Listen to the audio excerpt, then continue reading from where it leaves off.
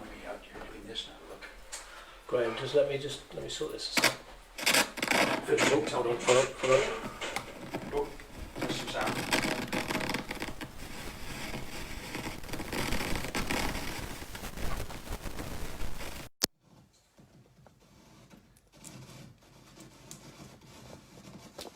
Somebody's figuring some.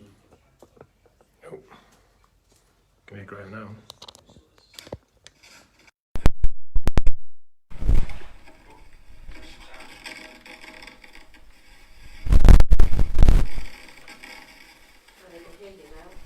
Yeah, but they can. That's because it was unplugged.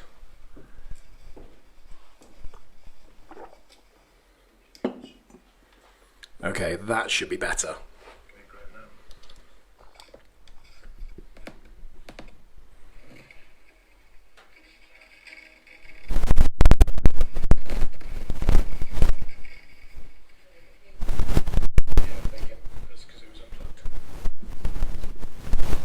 Okay, I think we're good. Apologies, Rolls part. Okay, that should be better. Yeah, I think we're good. Okay, so you should be able to hear me without crackling. It should be nice and just give me a quick thumbs up, and I know we're good to get started.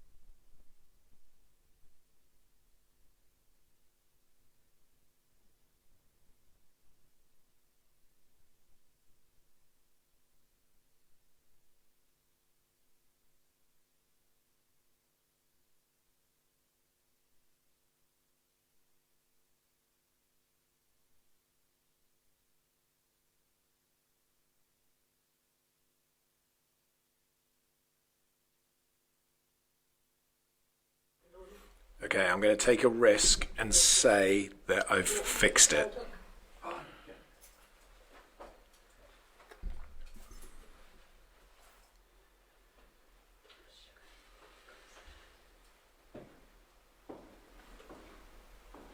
He says confidently.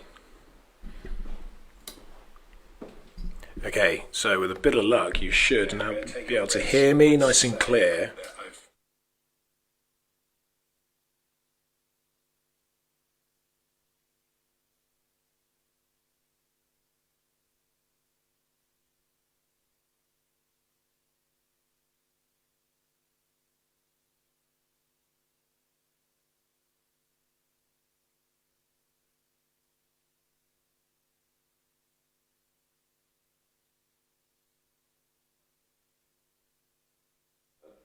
Okay, right, we're all good to go. Let me just flick a camera onto me. Oh my gosh, what a morning, what a good start. Right, let me get a camera onto me a second. Where are we? Okay, there I am, hello. Hello, welcome, good morning. I am in the Governor's Secretary's office. They've got me in the corner again, so I'm just tucked away basically, but your sound should all now be really good. I do apologise for that. It's my fault because this morning when Officer Goodwin came in, I gave a big gleeful boast to tell him how everything was set up, ready to go. It was all ready and we're going to have no problems whatsoever. So, you know, lo and behold, obviously that happened. That's kind of thrown me off kilter a little bit, I guess. I'm just looking at my notes. There's quite a few things to go through. I'm going to rush through them really quickly, and I'm just going to hand over to Officer Goodwin, who's going to get started. So today he's going to be doing the Governor's Office and talking all about the Governor's Office and what went on inside there. We open this Saturday at 10 o'clock. Oh my gosh, I don't even know what I'm talking about now. We open this Saturday, 4th of July at 10 o'clock. So we're really looking forward to those of you that are coming to see us this Saturday. And obviously we're open every single day then from 10 o'clock, 7 days a week. going forwards. So that's really good. Next week we are going to have a live, we're going to continue to do the live, so we're doing the live on Wednesday morning. I'm going to post it in a second so you'll be able to tag into the event.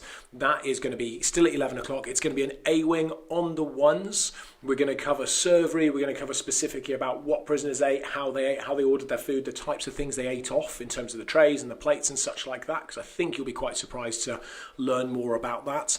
We're going to cover a little bit about first night prisoners. We're going to cover a little bit about officers. I say we, obviously Officer Goodwin's going to do all of this. So we're going to do all of that in A-Wing 1s. If you'd like to come and watch that live, actually in the prison, you are most welcome. You can pick up a self-guided tour ticket online. We recommend pre-booking because it's slightly cheaper if you pre-book your tickets. So you can come and do that. You can come and watch it from either the 1s, from the 2s, or from the 3s, so from the levels above, and you'll be able to ask questions of Officer Goodwin directly to him live, and basically just berate him and shout abuse down over the landings. Mate, they've been abused by professionals. So that's that. I've got a few other bits that I do want to pick up, but I'll do that in a little while. Because what I want to do is really get started, basically. So I think we'll do that. If you're happy, Officer G. Okay. Harriet, can you just? I've got Harriet here as well. She's back over here again, tucked away over in the other corner. Can you just make sure he's got enough cable? Because what he's going to do is he's going to pull that, and God knows what's going to happen. This one? Yeah, that's the one. It's a highly technical operation. You guys know this. You should be aware of this by now. We are super techie here in prison. But he should be ready and hopefully outside and good to go. I'm getting a thumbs up. Yeah, I'm getting a thumbs up. Okay, let's hand over to Officer Goodwin. It's all yours, Mr. G. I'll turn your volume up and you're good to go. Right, he's probably stopped talking now, so I can start. Well, good morning, everybody. Welcome once again to another episode. Today we're going to talk about governors. We're also going to talk about other staff as well within the prison. Before we actually talk about their specific roles, I'm going to go back a little bit in history now and talk about the building behind me. You'll be able to see this building here now. Originally in 1790, when they built the first prison here at Shrewsbury, that was a completely detached house. And the governor of the prison at that time would have lived in the houses. That was a requirement, that governors would have lived on the property, completely detached, and it wasn't attached to either side of these buildings that you see now. I'll show you a little bit more as we go through there in a minute. Come the 1890s, they decided that it was time to move on and refurbish everything. They demolished most of the old Georgian prison and then refashioned it in the model of Victorians. So they basically took the house down, brought these buildings, put all this building up, and then attached the rest of the buildings along either side of it. That was in the 1890s. So what you've got on the left-hand side just there, or left-hand as you look at it, that was the governor's office, and traditionally been the governor's office right up until the day we closed in 2013.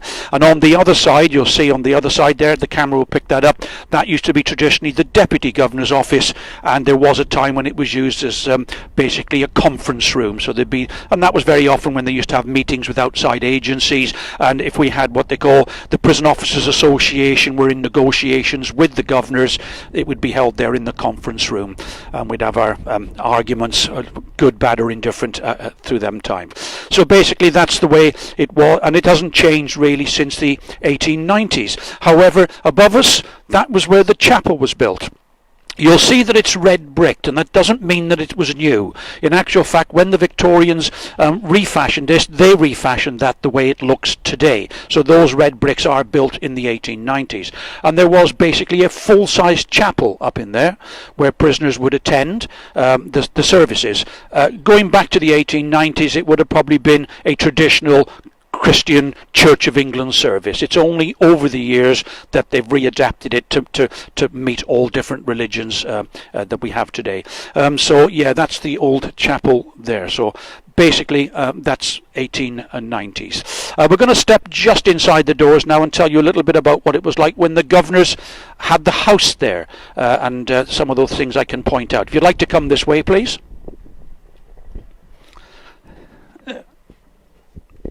This is where I need to fill, isn't it? Coming through? Yeah, I was just going to say, this is where I need to fill, is because Officer Goodwin's obviously outside. I'm inside 2 rooms away, so we can't hear each other at all. There he is. But now he's outside the office. Hold on 2 secs, you'll see my hand.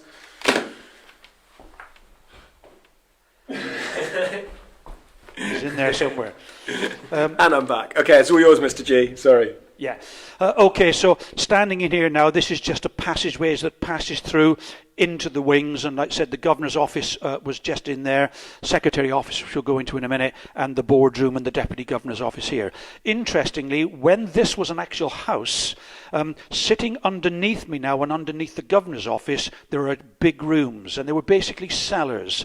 And right back in the day of the old 1790s, they say that the governor would have had his wine cellar down there. You have to remember, governors operating in the 1790s would have been operating these prisons somewhere very close to a quasi-private system where they were in control and whatever they did went.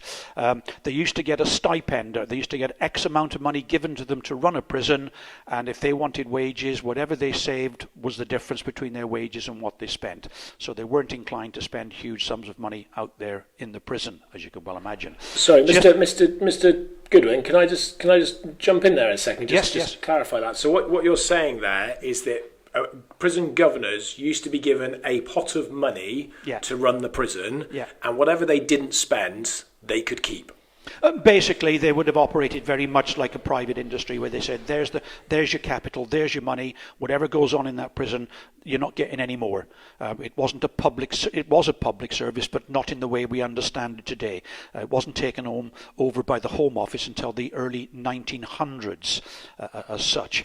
So that must have, though, surely meant that it was rife for corruption, because just thinking about it, there will have been people out there, and I assume there will have been governors who will have looked at that and gone, well, if I just spend the least amount of money I can, the minimum amount of money, then everything that's left I get to keep. So surely there must have been corruption. I well imagine that. If you're going to pay your staff the minimum amount you can get away with, the reality is, and perhaps the rules and regulations weren't as established as they would be today as civil servants, there would have probably been quite a lot of corruption from staff allowing people to bring stuff in, food, drink, stuff like that, and literally taking the odd little payoff for it on the way through to bulk up their own wages. So this is why, and I know we're going to cover the Georgian. We're going to do a specific session on the Georgian prison at some point in a few weeks, but I assume that's why you'd have had quite a lot of corruption from prison officers in the Georgian times, because they were paid so badly for the governor to be able to keep more money, that they basically were able to try and, well, I guess, top up their income, but they were able to do things like you're saying, smuggling stuff in, or getting prisoners to pay them, or people on the outside to pay them to supplement their income. Well, yeah, you must remember in the Georgian times as well, prisoners were put into different classes depending on their status in life. So even, and I don't want to talk too much until we get to that point in a couple of weeks' time, they would have been high-class prisoners that had completely different surroundings and conditions in prison from those at the very, very poorest, who would have had virtually nothing. So they would, bread and water, a little bit of meat once every couple of days, and porridge, whereas the wealthier ones could afford to pay. But I'll cover that in a couple of weeks' time, because it goes a bit more in depth than that. Yeah, no, definitely. Someone's just asked, sorry, whilst we're still on the point, I know I've interrupted you, I've disturbed your flow. Is that somebody said, I've just lost the question, in terms of what did the governor actually have to buy? What was it he had to spend that money on to run the prison? Well, when you think in the Georgian times, there was no electric bills to worry about, so everything would have been it certainly wouldn't even been gaslit. Right through the Victorian times, the prisoners in these cells had candles in special little boxes outside their cell they could see in. So when you think about what would they spend money on, prisoners were in isolation. They basically didn't have a great deal of huge amount of work to worry about. There'd be no real education programs for prisoners, and if you were actually very, very poor, you might be squeezed into a number of cells altogether, and they would have served the minimum amount of food that you could got away with. So you're looking at porridge, you're looking at bread, water, you're probably looking at things like every so often some very low level of meat chucked into some kind of thin gruel or stew served up every so often. They were entitled to a certain amount of X amount of bread per day and X amount of water per day and other bits and pieces. But as I said, it's best covered when we get to that point, Joel, I think. Yeah, no, absolutely, yeah, because someone else has just asked about whether prisoners were treated in different classes in the Georgian times. And guys, what we will do is we are going to do a specific session on the Georgian prison, probably in 3 or 4 weeks. Yeah. We'll stick Graham into his waders if it's raining, and we'll send him down into the Georgian tunnels, and he can spend an hour down there talking about the Georgian prison system. Lovely. Yeah. Just to say before we move on into the Governor's office now, though, underneath where I'm standing now, in actual fact, there's a set of stairs. And those set of stairs would have been part of the original house that was here. This may have been a hallway, that it might have been the front door, and they could probably go down into the cellar, as I said, where they kept their cold storage and their wine bottles and stuff like that. So that still exists underneath us today. That will be part of what they call our tunnel tours. So we are going to sort of bring out as soon as we can tours where we can take people underneath and talk a lot more about the Georgian times and all the things that went on during those periods and some of the conditions. The other thing, I'm going to mention this now, and I know it's slightly on the ghost story side of things, but I'd like to mention it. I've never really had a huge issue when I've been in the prisons with seeing or hearing ghosts. Many other staff have, and I'm not here to make a judgment on that, of course. However, when the BBC were here some years ago doing some episodes for Holby City, a couple of the production managers, one in particular, he said that it was about 7 o'clock at night. They were sort of shutting down the system and clearing the place up, ready to leave to go home. And he literally came through. He came through this room here, and as he was walking through and he stepped round the corner, he said he saw a figure literally walking from here straight across, straight the way into there. Now, you have to remember, if you're thinking back to the Georgian times, there may have been doors in different rooms in this house as part of a house. And I saw his face, and believe me, as far as he was concerned, and as far as I was concerned, I was going to take him at face value. He'd seen something that really quite disturbed him and quite shocked him. So all those things, as I said, you never know when you're going to bump into these things in your life. So it's one of those things, but absolutely. And he always walked past here quite gingerly after that and made sure he didn't spend too long hanging around in this area. But there we go. So that's part of one of the ghost stories that we get through. Just coming in now, we're going to take you into the Governor's office, but before we even step into a Governor's office, we're going to step into the Secretary's office. Have you got me on your camera? Is that me? Am I the Secretary? I'll just move my camera on. Joel, once again, got to get himself on the screen. That's it, much better that. Before anybody steps into the Governor's office, which we're going into in a minute, you're going to step into what they call the Governor's Secretary. They may be more like PAs today, but they're still generally called Governor's Secretaries. And getting through that door to see that Governor, it would be easier to pass through a KGB centre point. Really would, because that Secretary's there. You don't just step through these doors and start going in and talking to governors. You're in there by appointment 99% of the time, unless it's an emergency. You need to come in and see the Secretary to see if you can see the Governor. Now, don't get me wrong. I've worked at Shrewsbury for 25 years, and we've had some very, very excellent governors here, and they've always had what I always say, an open door policy. If it's important, if it needs to be dealt with, my door's always open to help address any staff problems and such like that. So, I give credit where it's due. There's always been a good open door policy here. It's funny, because I know when we first took over, when we first started doing tours and we were discussing it, it always felt to me like the Governor was a little bit like a headmaster of a school.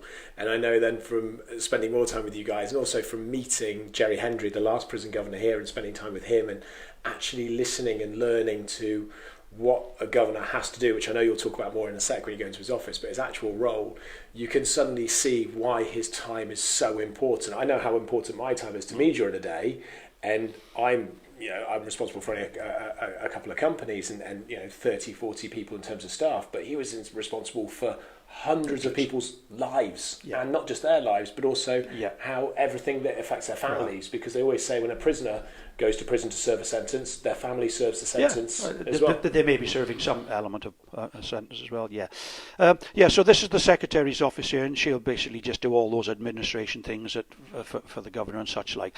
I'm just going to step into the Governor's office now. You'll be able to see me there. Got the Governor's office up, Joel? Okay, Governor's office. You can see the Governor's office here now. The desk that you see just there actually would have been much larger than that. That's just something we put in to give a representation of it, to be honest with you. So coming into the Governor's office, this is where he would station himself. Just moving in a little bit further. Oddly enough, this is one of the very few floors in the prison that's made of wood. And that's because the old original house was built on top of, and the cellar is sitting just literally underneath my feet at this moment in time. So heaven forbid you don't want to keep a governor too far away from the wine cellar, do you? Let's be honest. That's a joke, guys, if any governors are watching. We know you go to the pub.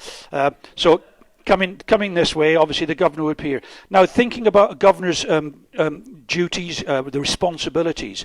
When I joined in the 1970s, governors basically ran prisons. Their job was to run the staff and to run all the management systems underneath them, to make sure all those things were being met, the criteria, the health and safety, all the things that the prison service had placed upon us as far as what they call KPTs, key performance targets, indicators, all those things. Their job, to be fair and to be honest about governors, is much more complicated today than it was 35, 40 years ago, because now there's a much bigger emphasis on managing budgets and managing an ever tightening budget. So as the prison service sometimes impose those cuts, and we've had many cuts over the last 20 years, sometimes at nearly 3% per year of an actual budget. So no inflation proofing there at all. And all those things have to come usually at the expense of running the same regime. So we're asked to probably do more, not just governors, but all staff may be asked to do more with the same or less.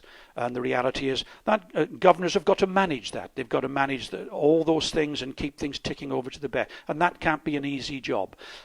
They've also got responsibility for doing what they call adjudications in prisons. So if prisoners break the rules, either the governor or a nominated governor grade will be there to do what they call an adjudication if prisoners break the rules and regulations of the prison. There are occasions when those cases have to be handed out to magistrates, and visiting magistrates come in because of the seriousness of the offence, and it's outside a governor's scope to deal with it, stuff like that. So can I just grab you on that point, because again, it's probably somewhere we won't cover necessarily in its own actual session. It might be included in something else. But obviously, what you're saying there is magistrates come in, because you had a space here, didn't you, in the prison upstairs next to the video link that was effectively a courtroom and had the same, I guess, legal covering, if you will, as a courtroom. So yes, a judge or a justice could come in and actually effectively pass out sentences and such like that in the prison, in that space. Well, what's changed over the years, there's been what the thing came out some years ago now, of course, video link. And video link, many people might have heard of that. It's basically where you can put a prisoner in front of a camera, video link, and they can have their attendance in court without actually physically having to be there. And it may be because of distance or many other things, illnesses, disabilities, where it may be extremely difficult, or it might be a very last minute thing, they can move on. So we did have a suite of rooms upstairs that we used for what they call video link. When we went into the main room where the court was sitting, on that screen, we're stepping into a courtroom. So in some technical ways, the judge is the person that's responsible inside that room. That becomes their domain and not anyone else's. So stepping in there is like stepping into a court of law. So they're set aside. There are more and more of them coming out now. Video links are much more efficient and a lot more technical than they used to be. So but when we started ours first off, we used to have a few teething problems, a bit like Joel and starting off in the mornings. But we get there. Do you know what? You can see it now. I've just grabbed the mic stand. I've just walked past Harry. I've got this proper amateur hour for me today. I don't know what's going on. I'm so excited about opening this weekend that I think I've kind of lost the plot a little bit, to be honest. Well, it took us about 5 years to get video link technical details sorted out, mate. So you've got plenty of time. So the governor's office is what it is. Remember, the governor's responsible for many staff, as Joel said before, not just staff. Every single person that steps through that door, whether they be working as a prison officer, whether they're the managers underneath them, whether they're teachers, whether they're education staff, whether they're hospital staff, or voluntary groups that come in, even visitors that come in to see prisoners, the second they step through that door, they become the responsibility, the ultimate responsibility of the governor. Obviously, he manages that through his managers that are underneath him, and obviously down to the staffing levels. But basically, we're all responsible, but the ultimate responsibility sits on the governor's shoulders. holders. As far as remuneration, people talk about, well, how much do governors get paid? It depends. Governors come in different classes in the sense that when I first joined the service, they used to have things like governors 1s, 2s and 3s.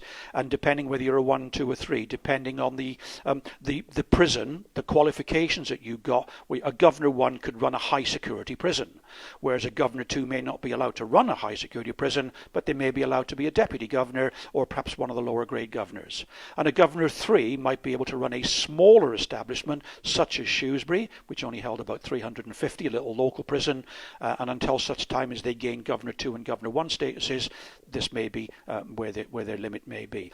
And then we used to operate in the 70s through the 80s a system called AGs, assistant governors, and you could join the service directly as an assistant governor, or you could actually apply and do the exams, and if you could pass the exams for what they call the AG's exam, even officers could then move on to the AG. They traditionally wore civilian clothes as opposed to uniforms, which they still do today. Governor grades still generally wear what they call civilian uniforms as opposed to officers. Although they've changed that over the years now, and we don't strictly have governor 1, 2s and 3s. They tend to grade them. There's about 11 different grades of governors now, and very often when they're in charge, they tend to call them head of residence or head of security. So they sort of change the titles as well, so basically they'll be in charge of different departments running around the prison, from security to visits to the main wings to the domestics to escort, all those different, to reception. So they might be head of a particular department within the jail, but they'll still operate under the main governors as far as their instructions go to carry out, and they will put that down. When I first joined the service, right the way up until the mid-90s, we used to have all kinds of different grades of prison officers, from a basic grade prison officer, senior officers the next promotion step, a principal officer's the next, and then we used to move into what they call the chief officer ranks. And I believe there was a chief 1 and a chief 2, so they had sort of 2 levels there as well. The chief 1, he was the sort of our boss. I know this sounds odd, even though the governor's in charge of a prison. The chiefs were always our boss. Any problems with staff discipline or implementing anything within the prison system, your security, all those things, that would be handed to the chief officer. So basically, they were the people that we went to, and then they would converse with governors. So we didn't directly deal with governors in that sense. So very much, other than governors coming around and doing their patrols and seeing them for slightly different things, we didn't really have a huge amount of contact with governor grades way back in the 70s and 80s. Everything came through our chief officer, through our principal and our senior officers. Slightly different today. You'll find that heads of residence are much more involved in the day-to-day working within a prison, so we do tend to be in contact with them a lot more than perhaps we would before. So a governor. As far as I said pay before, sometimes if you're starting off at the very first time you become a head of residence, you're probably looking at the mid-30s moving upwards. Governor grades of prisons have a whole grading system that might start from £50,000 for a minimum security prison that's quite small, no great risks, and you can move your way up probably to somewhere close to £100,000 per annum for your higher security prisons. Now, if you think of a place like Belmarsh, you think of a place like your high security prisons, not only have you got highly dangerous prisoners in there, you've also got a big staffing level, big civilian population coming to work in there. Those governors may be in charge of a number of thousand of staff, so you might consider 70 or 80 grand not such a big pay for the responsibility that they have to carry. I was going to say, although somebody did jump on a second ago on the line and say, stop interrupting.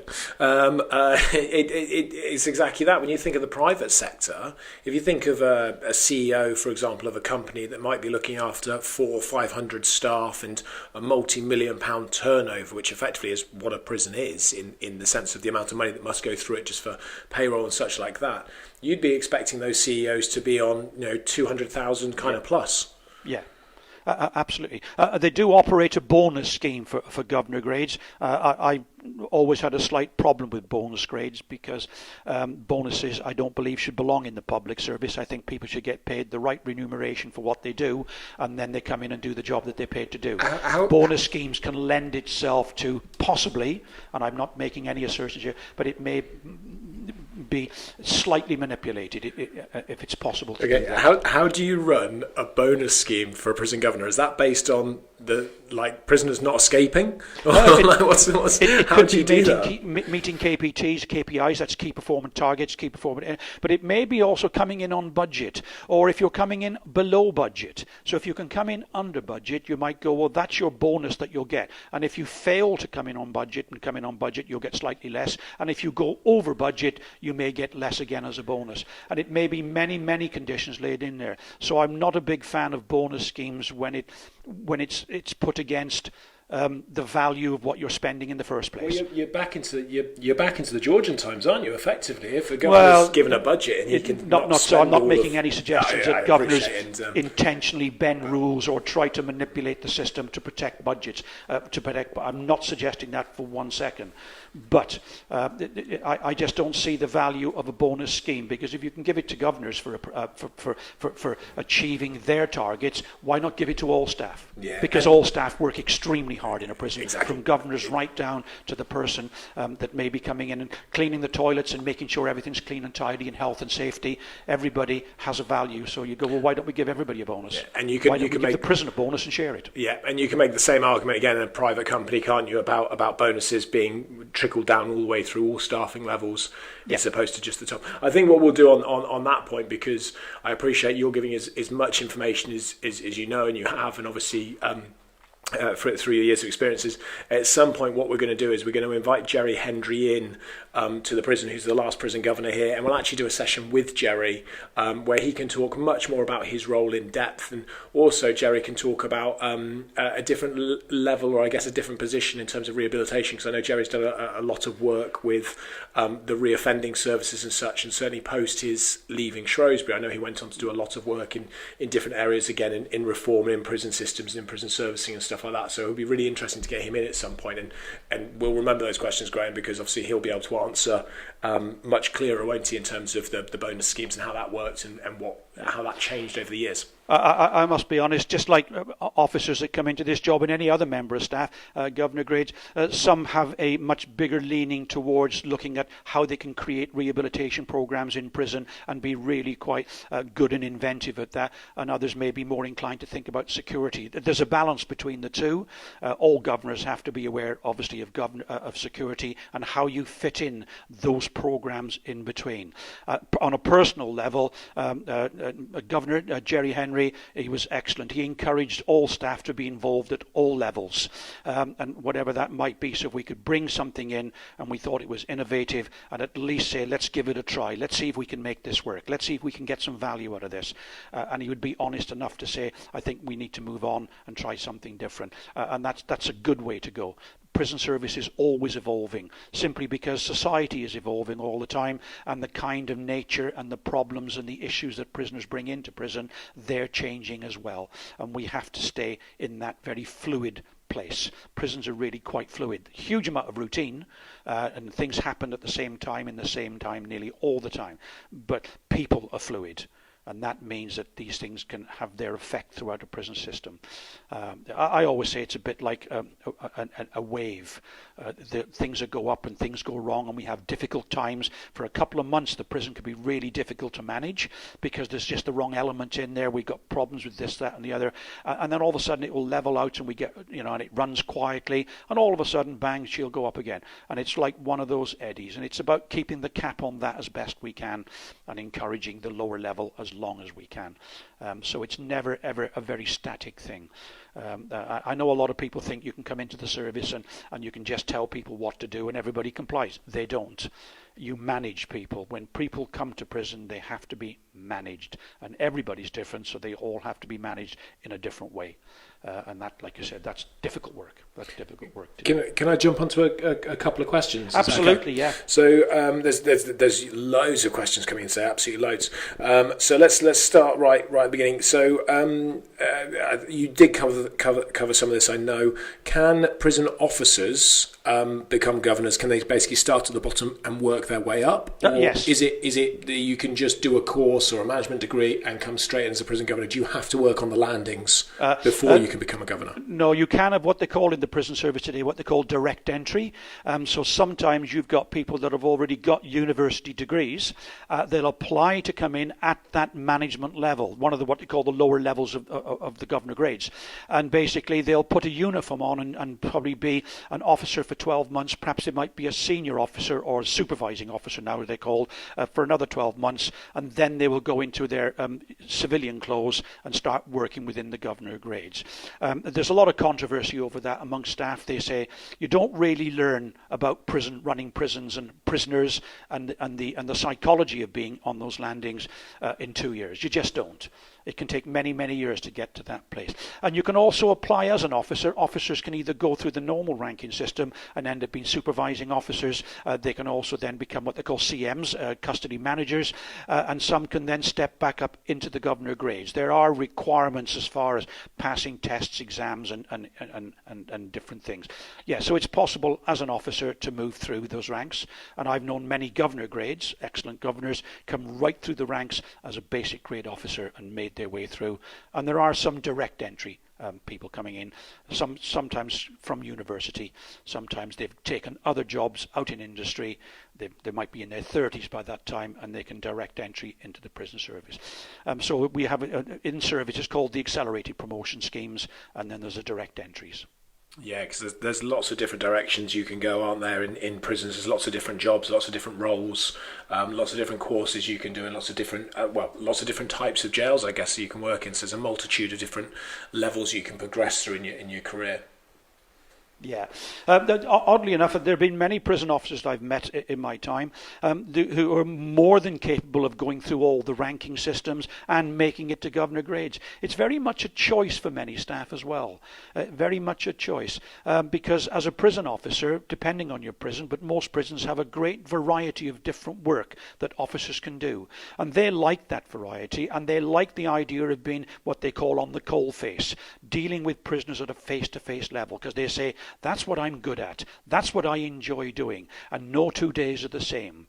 There is some risk as you take perhaps a senior officer's job or supervisory job that those options narrow down somewhat. And if you become a custody manager, those options narrow down a little bit more, where you're more focused on one or two particular functions. So you don't get that variety, and you certainly don't get up there on those landings.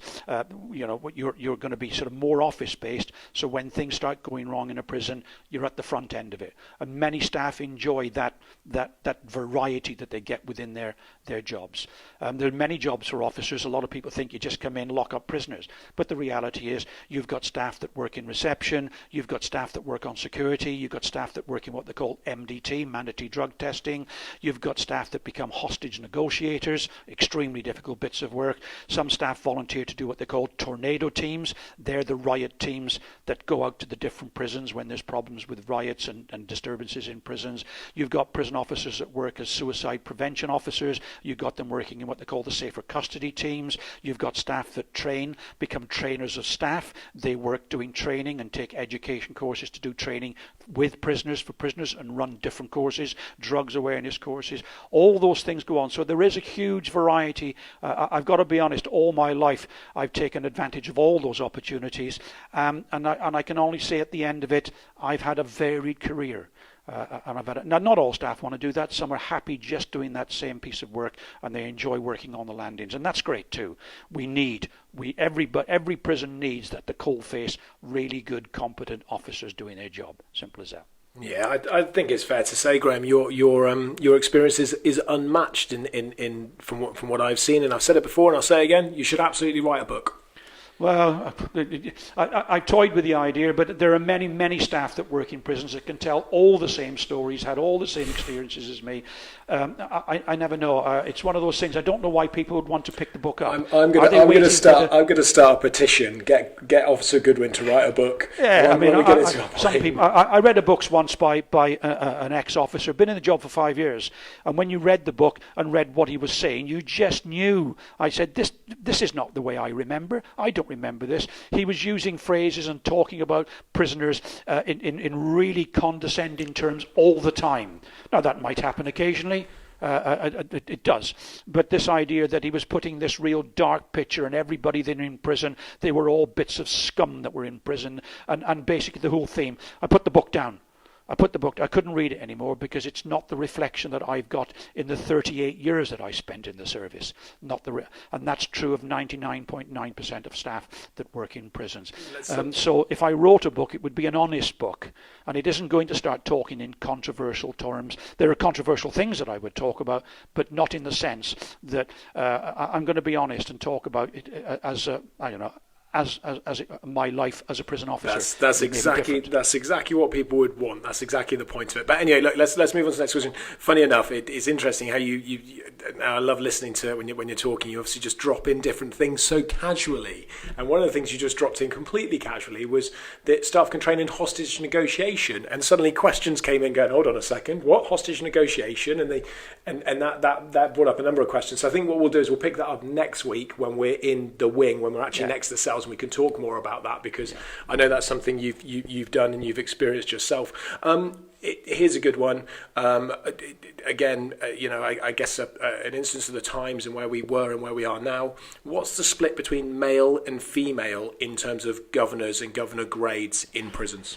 I don't really know what the split is between male-female governor grades. I know there are, there's an equal opportunities policy and non-discrimination policy rigidly enforced within the prison service, and I've worked at a number of prisons in my time where there have been what I call number one governors, so the governors female governors in charge of the prison, and vice versa. It doesn't matter whether it's a male establishment or a female because there is no discrimination in that sense. When you come down to the staffing levels of prison officers, you'll find that if you're working as a male officer in a female prison, you'll find that you'll be in a smaller percentage, and if you work as a female officer in a male prison, they will be based on a smaller percentage. And there are some practical reasons for that. It's not about, we don't want so many women working in the jail. I've met many first-class, excellent female prison officers in my time. The reality is that if you might be, let's say you didn't have any particular balance on that, you may find yourself with a staff duty one day where you've got all females in your prison, particularly if it's a smaller prison. And if you've got reception, you've got a problem now because female staff are not allowed to strip search male prisoners. And they don't do that in airports, so they don't do it in prisons. If you're a male officer working in a female prison, you're not even allowed to search the prisoner at all. The female prisoner at all, not even what they call a rub-down search while they've got their clothes on. So there has to be some level of balance between the two so that you can always be sure that you've got enough males in a male establishment to deal with those situations where you may be having to CNR a prisoner, and female officers do get involved in that, control and restraint, but they won't be involved in the part where you may have to strip search that prisoner before you take them down into the segregation unit. So at that time they would be removed from that situation, and male officers would take over. So there is some, but other than that, it's an equal opportunities post. And I think it's fair to say, I think I'm right in saying that at the moment the prison service, certainly the officer side of thing, there's still more male officers than female officers by a number, which I think is, I guess that's down to history, isn't it? In terms of it would have been a more male-orientated job originally, and it's just taking time for that to balance out. Well, it wasn't until 1987 that they actually said there could be what they call cross-posting, where females could work in male establishments and vice versa. So it was strictly female officers worked in female establishments and males worked in male, and that was right up until 1987. Even when I was in the training school in 1977, female officers were trained in separate classrooms. They weren't even mixed in the same classroom when we did our training. So we've moved a long way, fortunately, in that time now.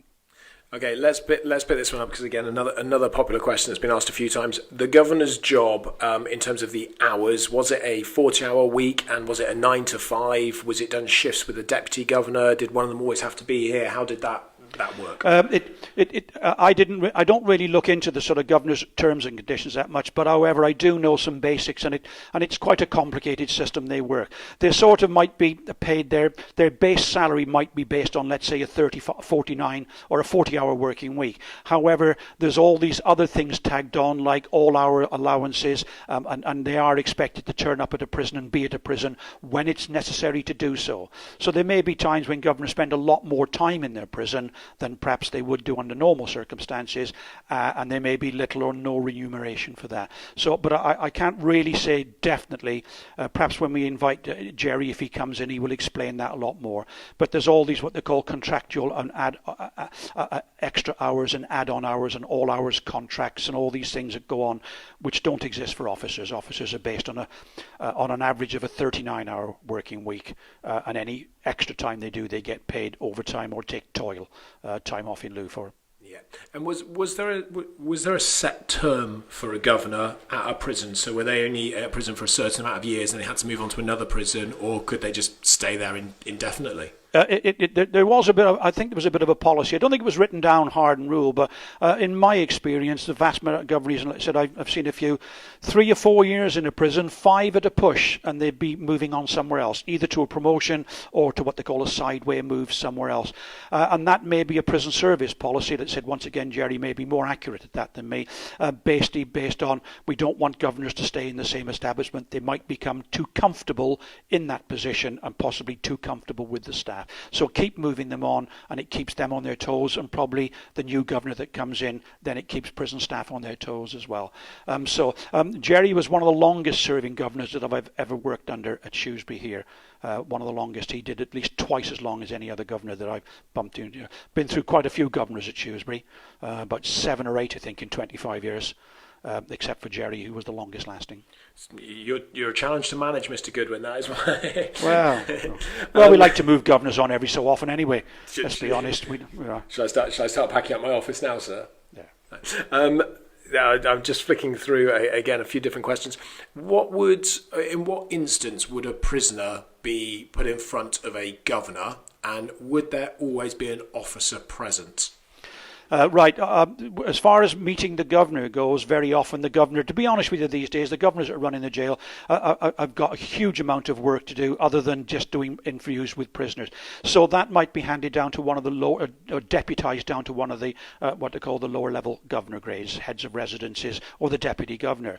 On adjudications, that might be the governor himself. It depends who's on duty in the prison, what they call the duty governor, and the duty governor may not be the number one governor. And they would be in charge of all adjudications that take place, usually in the morning for prisoners, and decide on the rights and wrongs of that. And there may be some applications made by prisoners that only a governor may have the authority to grant or not to grant. If we can do it by paperwork, we would. But it will go through what they call a chain of command. So prisoners usually apply to officers, and then that might go up the chain of command until it gets to a place where somebody can actually make that decision. When you were talking about sitting down doing reviews on prisoners that are due up for parole, due up for HDC, there will be a governor grade in that room, as well as probably a prison officer that knows the prisoner really well. There may be probation staff in there and other interested parties who will sit, and then the prisoner will be invited in there as well, and we'll discuss those options for HDC, about whether they've been granted HDC, where they haven't, why they haven't been granted it, and other applications such like that. Yeah. Sorry, I was once again. I was lost. I was lost in your answers. I'm just going to interrupt you again. I'm just going to clarify that again. When governors do their patrols of prisons, that sometimes prisoners will approach governors, and depending, sometimes governors have got the time to stand and listen to what they've got to say, and they may say, "Well, see your officer," or put an application in and deal with it that way. When I first joined the service, when governors were doing their patrols, prisoners really weren't allowed to get anywhere near and speak to a governor. They basically said it just didn't happen. But but it's much more open now and it's much more casual, I suppose. And would a prisoner ever be, because I know prisoners would meet with the governor at different points, would they ever be left by themselves with the governor without a prison officer, or would an officer always be present? Not in my experience, but then I don't know if a prisoner's gone for an interview with another officer and the governor may have asked the officer to step outside the door. Perhaps there's something going to be said that's of such a nature that staff can't hear it, so therefore there may be a time when that... I really can't say that to hands on heart. There really shouldn't be a time when you're stuck in an office on your own, just in case. Although saying that, officers end up in offices on their own all the time with prisoners, as do some probation officers, of course. So it's always a risk. There are always risks involved in these things, and it's about gauging the person in front of you, and hopefully, getting the judgment right. But it does go wrong occasionally. Yeah, because I was going to say that obviously a hostage situation at any stage in a jail is bad. Yes. But obviously a hostage situation with the governor being held hostage is bad. But actually, am I right in thinking, and again, I know we'll pick this up a bit more next week, in a hostage situation, the governor wouldn't necessarily have the overall control. Whoever's doing the negotiation and such would actually have the say in terms of how they go about that process. No, the reality. Once upon a time, I don't know if it was in Gartree, but a prisoner that was then known as Charlie Bronson, which many people may have heard of. I believe he's changed his name again now. Has taken he's taken teachers hostage.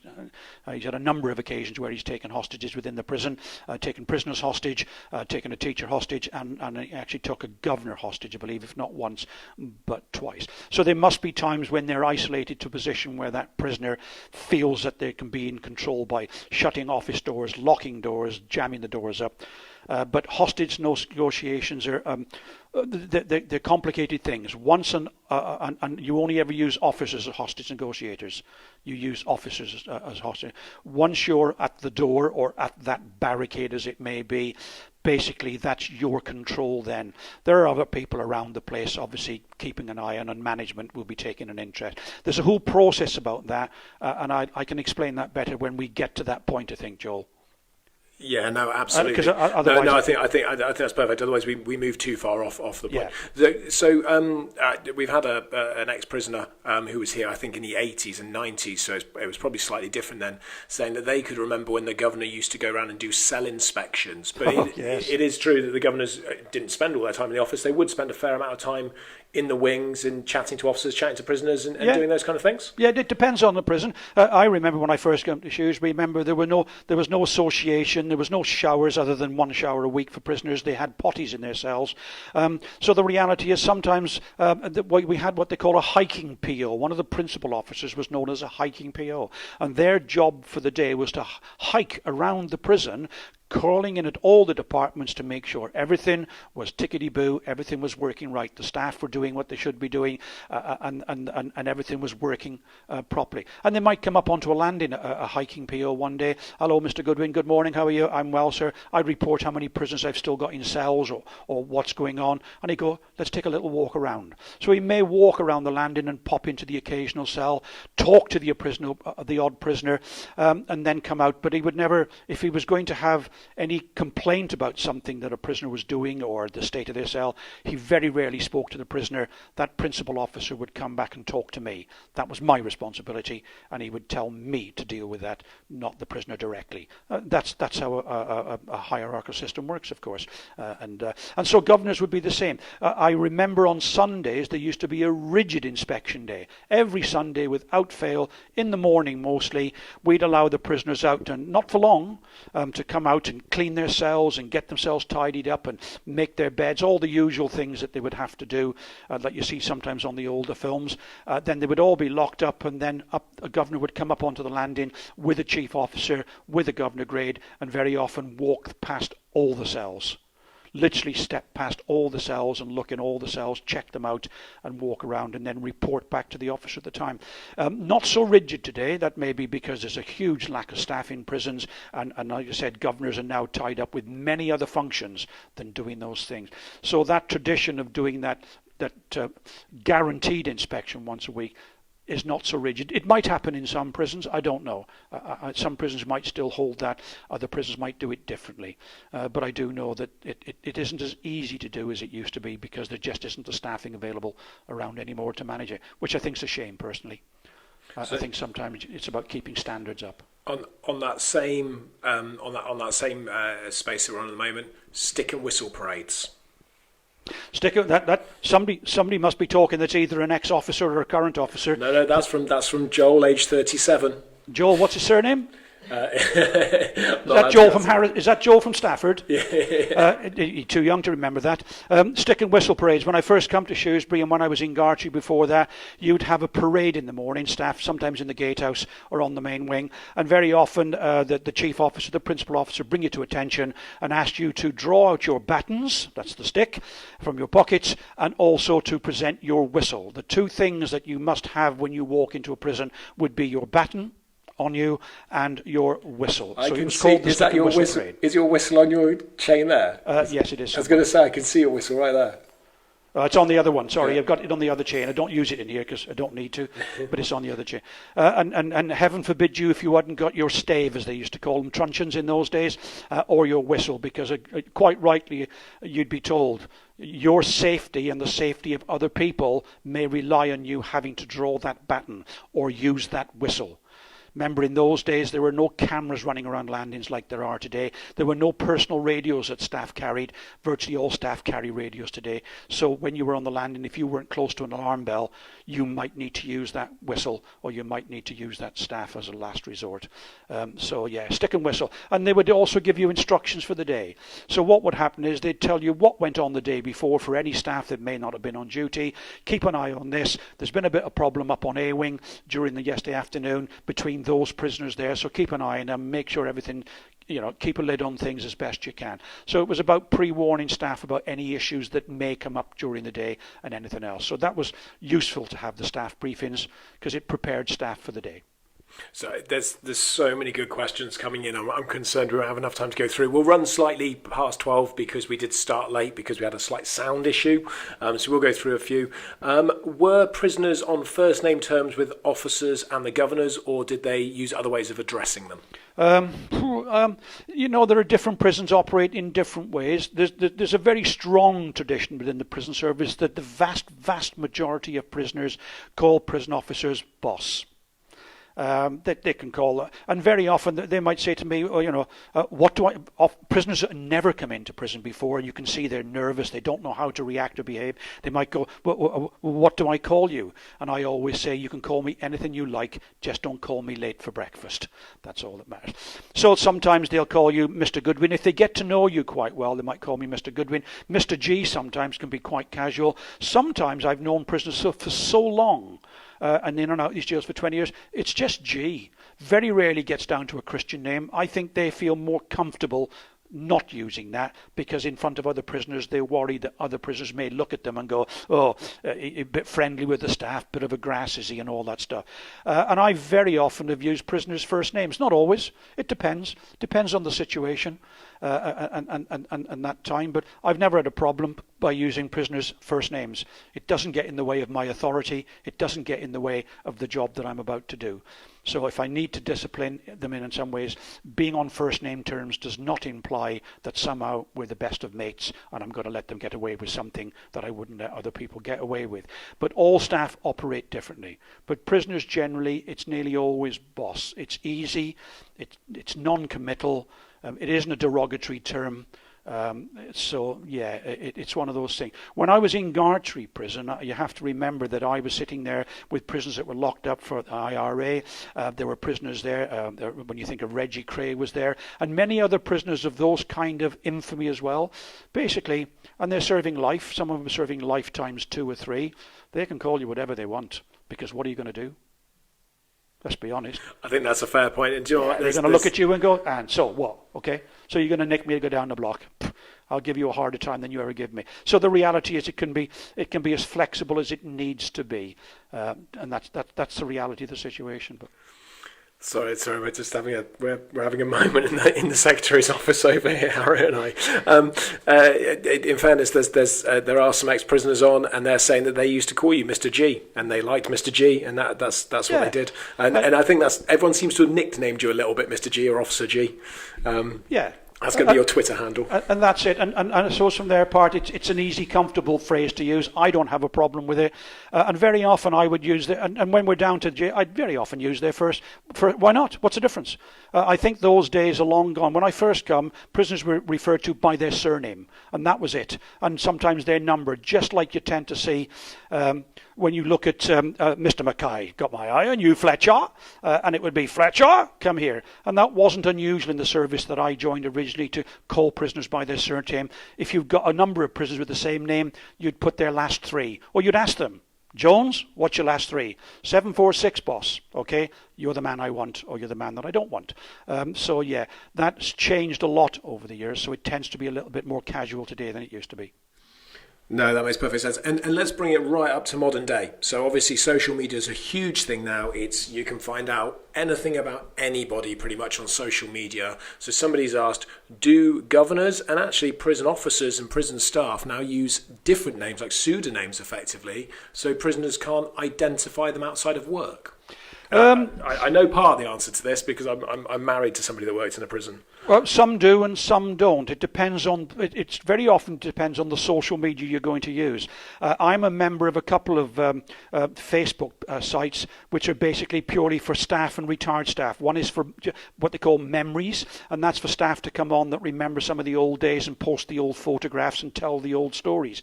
And you have to be invited and checked to be on it. And there's another one that you can get on which basically talks about more current things within the prison service. Sometimes you might find that one or two people manage to squeeze on that shouldn't be there.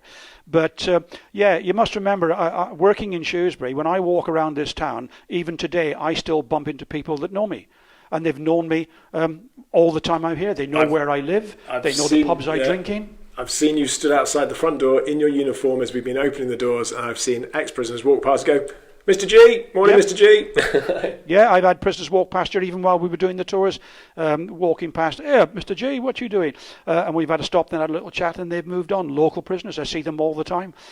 So it may depend where you are. Sometimes perhaps if you work in a big city like Strangeways, or you work up at Liverpool or London or some of your bigger prisons where you've got a huge turnover and you very rarely get to know those prisoners the same way as you do in a small one, you might be more wary about how you advertise yourself. So people make their own personal choices, I think. About I do know that. I always say to staff they should be very careful about when they're on social media site, the kind of things that they're saying, because you have no idea who's reading it. Yeah, absolutely. And I do know a number of prison staff across different officers and people in psychology departments and stuff like that that use their real name in the prison service because it's their real name, and on social media and such like that they will use things like slightly different names, or they might use middle names, or they might use their original names before married names and stuff like that. So I know there's a bit of a mix, but like you say, obviously you're known to the prisoners, it's your face is known and stuff like that. So that's going to happen regardless, really, isn't it? Yeah. Here's one that I love because I remember being asked this myself on a tour and not knowing the answer and having to come and ask you. Governors and prison food. What was the situation with the governor trying the prison food? Yeah, well, we'll talk about the prison food next week when we do more about the servery and the food. Oh, you're going to leave us hanging. But I'll give you a taster, as they might say in the business. Governors had a requirement, or a governor grade had a requirement to taste the food on a daily basis. So particularly at lunchtime and the evening meals, when they prepare the food in the kitchens, a small plate of food would be made up, put to one side, and normally before the food comes out to be served, the governor will go in there and just taste that food, just to keep sure that the quality was there and everything was done properly. I've got to say, in Shrewsbury, we had an absolutely excellent reputation for food that was cooked by prisoners and supervised by staff, of course. We'll pick that up, obviously, in detail next week, and I can see some other questions. I can see some other questions in here coming in about whether you meet prisoners outside and stuff like that, which we'll pick up next week. I want to get to the end because we're there. I don't want us to run too far over. Lots of people commenting on that fireplace behind you and asking whether that's an original feature. Yes, it's always been there. You must remember when they built this, refashioned this in the in the Victorian times, there would have been open fires, and the governor would have certainly had the privilege of an open fire in their office. Certainly not out on the landings, of course. Even though there was heating in the cells, it was done by warm air rising up through vents through each cell. So even the Georgians had heating in cells, but the governor would have the pleasure of fire, I suppose. Yeah. Because the governor's family, someone asked earlier on, the governor's family used to live in the house there inside the prison with them. Yeah, the house that was stood here, we're not standing in any of those rooms now. Everything was being rebuilt on top of that. But remember, you're going back to the 1890s now when open fires were traditional for right up until the 1970s, so or necessary. So yeah, they would have had a fire up there. I have no idea whether they would have had a personal secretary in those days. I really don't know, but they may have had somebody to come and shovel the coal on there, because they certainly weren't going to be doing it themselves, were they? I think to give a feel of size and scale, there's just around the corner from the front of the prison, along the Dana, along the road, there is an ex-governor's house and some ex-prison officers' houses along the front. And I think the ex-governor's house was converted a number of years ago into 6 or 7 apartments, to give you a size of how big the house would have been. Yeah, well, we've had 3 places really, because we've had this place was an independent house in the 1790s. When they refashioned all this, just inside the prison, where our execution room ended up being in later years, and then workshops, they moved the governor still inside the prison, but just inside. So when you come on a tour, I'll be able to show you and tell you all about that. And then they decided to push governors outside prisons and said nobody stops in the prison. Even our gatehouse that sits behind me now, you can't see it through the windows, I don't think, the actual entrance to the prison, on either side there were 2 houses or small houses, and prison staff used to live in those right up until the 1970s, I believe, if not the early 80s, that still had staff living in those places. Yeah, absolutely, and we're going to do a live on the original Gate Lodge at some point. We'll do the Gate Lodge there. We'll do up on the roof where they used to do the executions, public executions, and we'll do the rooms inside, which are now the offices for some of our team. So we'll obviously cover all of those. I think we're there, to be honest, Mr. G. If we go on too much further, we'll go far past our time. So lots of comments coming in. There was about 50 comments that popped up about you writing a book, and somebody even threw in a title. Go on then. It is Officer G, A Life in Her Majesty's Pleasure. Oh, people will get bored with that, just reading the title. It wasn't mine, somebody else put it forward. Okay, so I think we're there. Let me just change cameras. I haven't been on this at all. Hold on, here we are. There we go. If I'm still on, I could call the book Outside Inside, because it's a balance between how I live my life outside and how I contrasted living outside in a normal society or outside in society, and having to come and change and be something possibly quite different when I come into a prison environment and deal with situations that normally you would never see in your lifetime. I think as long as I get a mention in the foreword, then I'm happy to... Yeah. Hiya, Joel. Okay, right, I'm going to turn you down. Hold on, right. Okay, that's it. Right, it's gone. Okay, thank you very much, Officer Goodwin. That is another great live. Really enjoyed that. And every time I learn something new. So I hope you guys do. I hope you enjoy them. We're going to continue to do these, as we've been saying. So we'll continue to do them every Wednesday at 11 o'clock. We're going to do different areas each time. Next week, as we said, we're going to do the ones in A Wing, which will also cover the servery, food, what prisoners ate, what they ate off. That's a really interesting thing that I think you're going to love. We'll talk about some first night cells. And we're going to pick up on hostages. We're going to pick up on what happens when somebody barricades themselves in the cell. So Officer Goodwin will be able to pick up on all of that. We haven't decided where we're going to go the week after that, but we will do, and we'll let you know.